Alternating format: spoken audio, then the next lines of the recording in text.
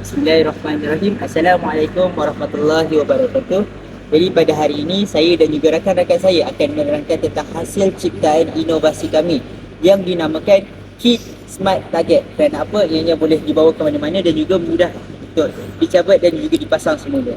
Jadi kita bergerak kepada 3 objektif yang telah kumpulan kami gariskan, iaitu yang pertama, untuk meningkatkan kemahiran asas balingan. Yang kedua, untuk melatih ketepatan mata dan juga tangan. Dan yang ketiga adalah untuk ketepatan objek kepada sasaran.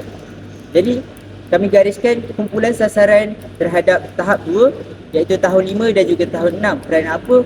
Ianya telah digariskan di dalam dokumen standard kurikulum taksiran pendidikan jasmani.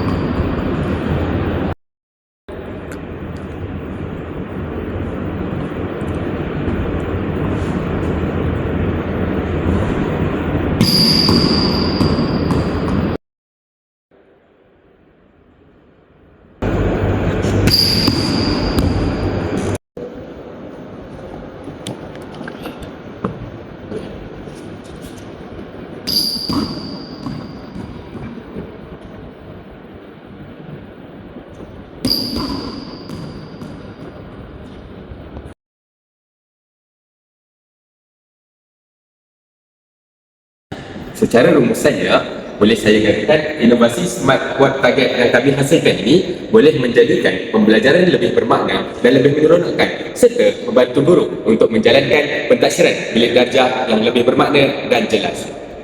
Secara rumusan dan akhirnya, saya berharap supaya inovasi yang kami hasilkan ini mampu untuk diperluaskan ke sekolah-sekolah supaya menjadikan pembelajaran yang lebih interaktif dan lebih bermakna.